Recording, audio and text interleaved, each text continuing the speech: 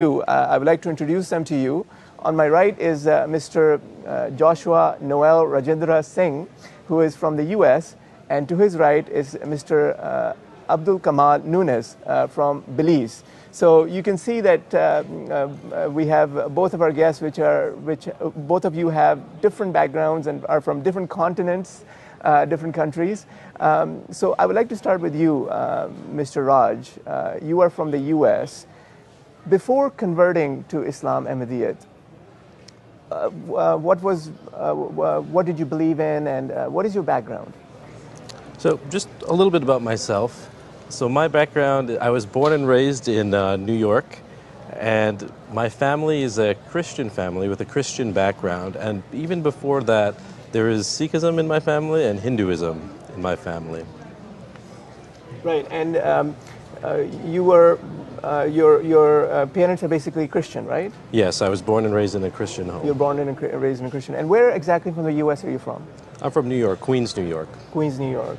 And how did you first encounter, what brought you to discover Ahmadiyyat?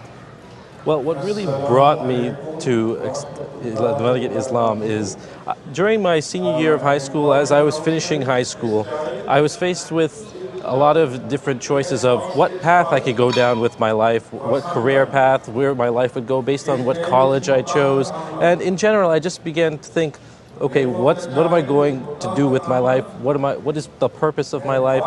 Why am I doing what I'm doing? Why am I following the religion that I'm following? What is the purpose of my existence? So that was the first thing that was brought into question.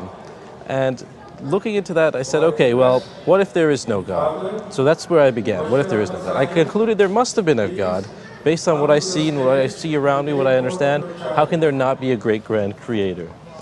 So I decided to go down that route of studying different religions. And over the period of a year or so, I began looking into various religions, newer religions, ancient religions, and these sorts of things. And I kept coming back to the three Abrahamic religions: Judaism, Christianity, and Islam. And Islam really caught my attention, but there was a disconnect. I didn't understand how the teachings of a religion like Islam seems so pure, so great. Yet when I look at the Muslim people, my understanding of Islam was based previously on the Muslim people. I see so much unrest, I see so much discord, distress, negativity in general. So how is it, where is it, when Islam itself is defined as peace? Where is the peace in Islam? Where is the peace among the Islamic nations? So I searched online, peace in Islam, and I came across an Ahmadi Muslim article talking about peace in Islam. And I said, okay, this is what I understood to be Islam from my studies. And that's how you got introduced. And that's how I got introduced. I noticed that you haven't changed your name to a Muslim name. Is there a particular reason behind that? There's a very specific reason behind that. So my name, if you break it down, I have four names, two middle names: Joshua Noel Rajendra Singh. Right. First name Joshua, that's a very Judaic name. Noel, that's a very Christian name. It's synonymous with Christmas. Rajendra is a Hindu background name. And Singh is a very clearly Sikh name. Right. So I want people to ask me that question. Right. How are you a Muslim? Mr. Joshua Noel Rajendra Singh, how are you a Muslim? And I feel like that would give me the opportunity, like a tabligh opportunity, to share my experience, to share the journey of not just myself, of my ancestors in this direction. Right. I mean, that's a really noble cause, that you want to use your name as a way to do tabligh and to propagate the religion of Islam. And that's wonderful, and that's very nice. I would like to switch over now to Mr. Nunes.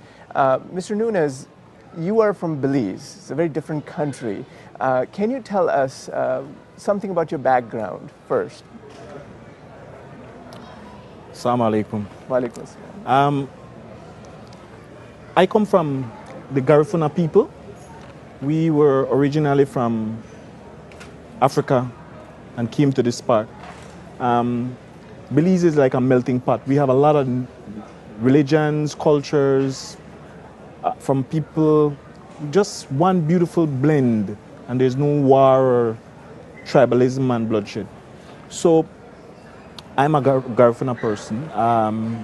My parents are staunch Roman Catholics, but my father was also a Mason. So I grew up as a Roman Catholic person with a father who is into Freemasonry.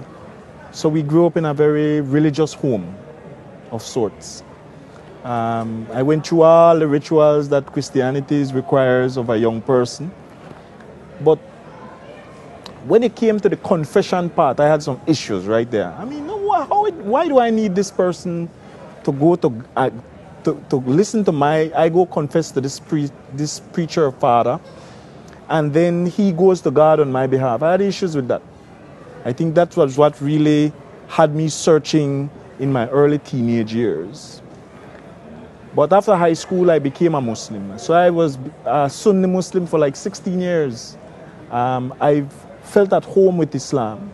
But then I still felt like I needed to cross that threshold, you know? Right. And was waiting for that opportunity until Ahmadiyya came along. Right. And when was that? I think around 2013. There was Dr. Batin and Brother Mubashir who went to Belize trying to get some brothers to come and have a sit down so that they could explain what Ahmadiyya is. And they were on a temporary visit which we call Waqf-e Arzi, right? Yes. Yeah. But my mother-in-law met them first, and she told me, these guys want to, as we say in Belize, check you. Find out, if you'd be interested in having a sit down with them. So I said, alhamdulillah, let's do it. And when they explained to me about the situation, what Ahmadiyya is, and the situation in Pakistan, how people, because they claim to be Ahmadiyya or they claim to be Muslim, can't get a passport and all the persecution that they're going through, I said, well, hey, you know what? This is something worth looking into, right? Because this is the story of all the prophets. All of them have been persecuted. So it made me more interested, and I wanted to learn more. And when the opportunity came to sign up, I jumped at that right away, head first. And I haven't regretted it since. I mean, It's been one set of beautiful experiences, one after the other. That's wonderful. That's wonderful. I want to go back to Mr. Raj. You told us about your history, and you had a Christian background. Your parents are still devout Christians, as I'm aware. And so out of that, you were suddenly introduced to Islam, and then Ahmadiyya, and then web page came along. But conversion doesn't happen over something you read online. What was the specific thing that drove you to accept the Jamaat? Right. Well, I was looking to Ahmadiyya over a period of, I'd say, roughly 9 months, and I had never met an Ahmadi Muslim. I was doing my research primarily online, reading a lot of the books that Al-Islam had to offer. I was shocked to see the way Hazrat Isa alayhi salam was understood and accepted, and all the other prophets and so on and so forth in the Ahmadi Muslim perspective. And I had never really spoken to anybody. I did make a call to the headquarters in DC, and with a few questions that I had, and they connected me with the local Queens, New York Jamaat president. And yes, and he answered a few questions for me, and he kept telling me, come visit the masjid, come meet the people. And I kept saying, wait, just give me a chance, let me do my homework, let me read up on this, let me know what it's about. And so I was relatively convinced, everything that I read, everything that I understood, I was like, okay, it's about time to meet the people. So one day I got up the courage to go visit the masjid, and I must say, really what did it for me was the Ahmadi Muslim community, meeting the Ahmadi Muslims there at the masjid. As soon as I entered the masjid, it was just a wonderful feeling, a wonderful, fulfilling feeling of peace, calmness, like what I had been looking for, that emptiness that I had before, that void in my life had been filled. Talking with the people, the way they were receptive, they reflected the true and pure teachings of Islam, teachings of peace, teachings of love, teachings of brotherhood. A similarity in your experiences, that you had that void and that was filled. And I think that is because the Ahmadiyya Muslim Jamaat has a worldwide leader who is the Khalifa of Islam, the Khalifatul Masih, and currently is Hazrat Mirza Masroor Ahmad, may Allah be his helper. And he gives us that peace. He's known across the world as the Khalifa of peace. I would like to ask both of you, one by one, starting with Raj. When did you first meet the Khalifatul Masih? Well, I had the pleasure of attending the 50th this past UK Jalsa Salana this year. And I had the opportunity to have a mulaqat, a meeting with Hazur, and it was just surreal. He asked a lot of questions about me, myself, my background, where I came from, and these kind of things. And I had a question for him. I thought it would be a grand opportunity if I could hold his hand during the international bayat ceremony in the UK. He said that he had promised someone else that opportunity, but inshallah I would be as close as possible. And I was able to take the international bayat there in the UK at the Jalsa Salana, maybe not more than 20 persons away from the Khalifatul Masih, and it was just an overwhelming, wonderful experience. Right. I myself was there, and you know the environment is really invigorating, and it's just the sound and all the people reciting the words. It's wonderful, and it's very nice that you had that experience. Mr. Nunes, what about you? When did you first? But before we come to the Khalifatul Masih question, I also wanted to ask you about your specific conversion. When did it happen? I mean, you said you were a Muslim, and you said you felt that void. But when did you convert? What prompted you to do that, specifically? Well, like I said, I was motivated when I heard about the prosecution. I mean, all the ulamas coming together to gang up on one little Muslim group. Hey, there's something here, you got to check it out. So that's what did it for me. I said, I have to find out more. There's something going on here that I need to be a part of and know about. And when Dr. Batin and Brother Mubashir came, it was just easy. It was easy. I just prayed and asked Allah to lead me, and it was done. And what about your experience with the Khalifatul Masih? When did you first meet him or see him? I had the honor of meeting the Khalifa the first time in 2015. 2015? I think it was the 49th Jalsa Salana in the UK. But the man has an aura,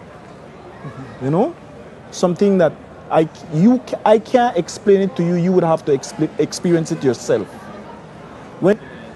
That Allah is helping him, clearly. He's jovial, He's jovial. To have the responsibility that he has and still have time to talk and to be jovial is remarkable. But I'll tell you something else. I used to be a police officer back in Belize. I used to be a Belize Defense Force soldier back in Belize. I've been working with several generals and commissioners and commandants, and none of them I've never seen any of them get the level of respect that the Azur gets. And it's out of love.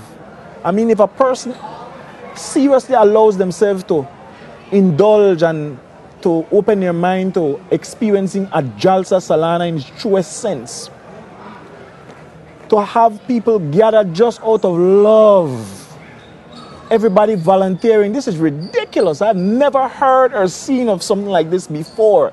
So I had to come back here again to experience this, man.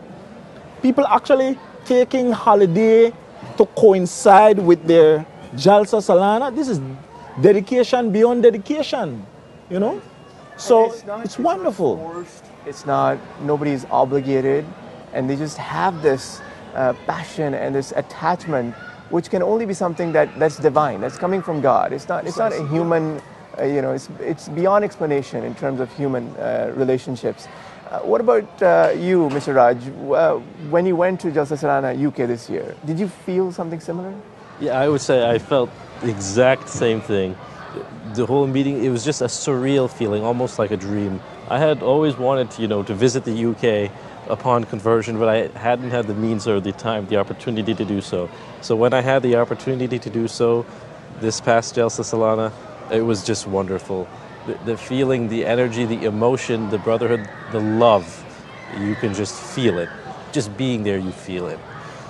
Both of you have converted, and recently, right? 2013 for you, and what year was it? 2013 as well. 2013 as well. That's wonderful. That's an interesting coincidence we have here. Yeah.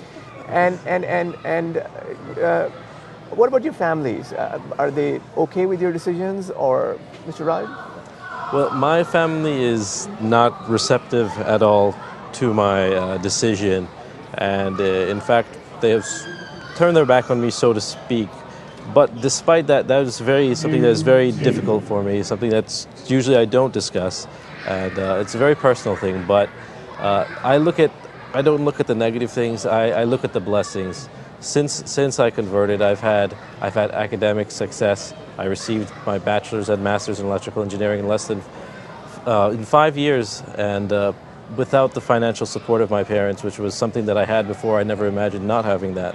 And then I went on to receive a job, and then I also went on to get engaged. So a lot of positive things were happening in my life, and it could only be through the divine grace and guidance of Allah Almighty. Right. I mean, God helps those who suffer in His way, and persecution is part of it. I guess it's in the Quran also. God mentions it, and it's the promised Messiah alayhi salam has also spoken about it, that persecution, is something that is part of this experience. And we commend you for all the effort that you're putting in, despite having parents who are Christian and devout Christians are not supportive of your decision, but you're still so steadfast. And of course, you're praying for them, right? Yes, yes. Right. What about you, Mr. Nunes? Family, what about your previous mosque where you were? I think Allah has been merciful to me. Yeah? I can't describe it as anything shorter than merciful. I maintain a good relationship with my previous mosque. As a matter of fact, several people from the previous mosque had followed me and became Ahmadiyya. Huh? And when it comes to my family, my wife has also now converted. She's expecting right now, and we ask for prayers for her, and it's only because Allah is blessing us for doing the right thing. From whom? Last 2015, I asked for prayers from the Azul. From Huzur? Yes. Okay. And I believe that this year, the prayers are being answered, Right, right. So I'm just saying Allahu Akbar and just hoping for the best. So that's a sign right there that you went to the Khalifatul Masih, and that's another aspect of it, that Khilafat is a source of acceptance of prayers, right? So we go to the Khalifatul Masih, we ask him for something, and if he says